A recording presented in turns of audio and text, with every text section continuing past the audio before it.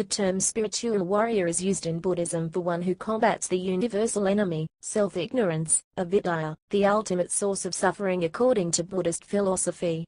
Different from other paths, which focus on individual salvation, the spiritual warrior's only complete and right practice is that which compassionately helps other beings with wisdom. This is the Bodhisattva ideal, the Buddha in waiting, the spiritual warrior who resolves to attain buddhahood in order to liberate others.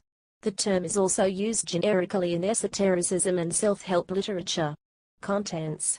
Shakyamuni Buddha. The Agganasutta elaborates a history of the world in which the Buddha's monks and nuns, and the warrior caste from which the Buddha came, are superior to Brahmins, who are known for class discrimination. The Buddha's Shakayan clan context was for warrior-like assembly for Brahmins bashing at that time. The Shakayans may be considered a warrior-dominated republican federation, called the Sangha, with an aristocratic democratic tradition comparable to the Greeks. The Buddha's father was the speaker of their congress.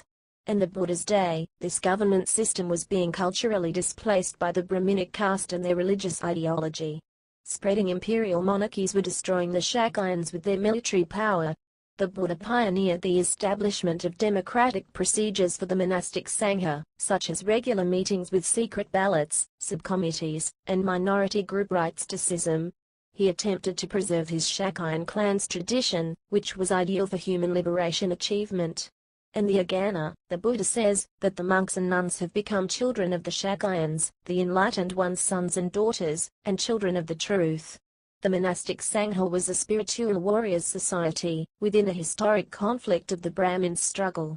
They were heirs to the Buddha's warrior caste's aristocratic virtues which are related democratic progress. Tibetan origins.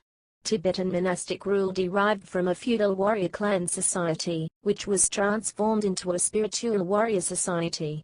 While the rest of the world followed feudalistic warrior development during the medieval period throughout Europe and Asia, Tibet uniquely established Lamaism. This was centered around a Buddhist social revolution originating distinctly from India's Hinduism, and finding root in Tibet.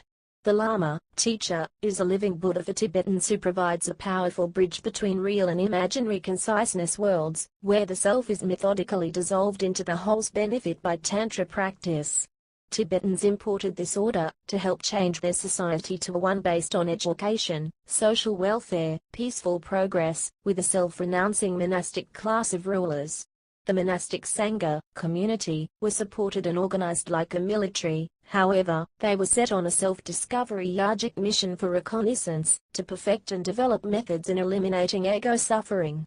Tibetan Buddhists advanced a form of non-hereditary succession of title and land based on reincarnation, which presented living proof that their methods succeeded by extraordinary means. It also ensured that young leaders were well trained in the monastic canon, and it avoided deadly air feuds seen in the heritable practices within feudalism. Tibetan monastics eschewed materialistic and economic progress for want of virtual visualizations. Monastic warriors were focused on accepting and perpetuating life in contrast to defending or attacking it. In a highly celebrated and unique victory, Tibetan monastic warriors overcame the native bond practices which then encompassed services for all of life's needs, birth, marriage, healthcare, death and spirit exorcism, by incorporating them into their own practices. New Buddhist spiritual technology was integrated with the existing bond methods, as contrasted with oppression methods seen in other warrior techniques. Transformation and repurposing of military warrior symbolism and strategy into new codified tactics within Buddhist practice was a recurring metaphorical theme. The society flourished to produce one of the best assemblies of peaceful enlightened self-knowledge known to humankind. When modern Chinese communist military economic industrial forces swept in to dismantle and uproot it, based on monarchic upheaval, this caused a spread of the seeds of this spiritual warrior way throughout the rest of the world, which are now taking root in new democratic forms. Displaced Tibetans tend to remain loyal to their exiled leaders and lineage of teachers. Chogyam Trungpa. Chogyam Trungpa teaches the way of the spiritual warrior. In 1976, Trungpa established the Shambhala training program on spiritual warriorship grounded in sitting meditation practice. The Sacred Path of the Warrior is Trungpa's book which embodies the practice. Warriorship here does not refer to making war on others. Aggression is the source of our problems, not the solution. Here the word warrior is taken from the Tibetan po, which literally means, one who is brave. And now here is my secret, a very simple secret. It is only with the heart that one can see rightly. What is essential is invisible to the eye. Chogyam Trungpa. The spiritual warrior archetype helps to constructively answer questions about aggression and competition with a healthy direction. Unlike the soldier character, the spiritual warrior is in touch with the joy, the sadness, the expansiveness in their heart, able to share and give it to others. The warrior knows about death, and seizes the day.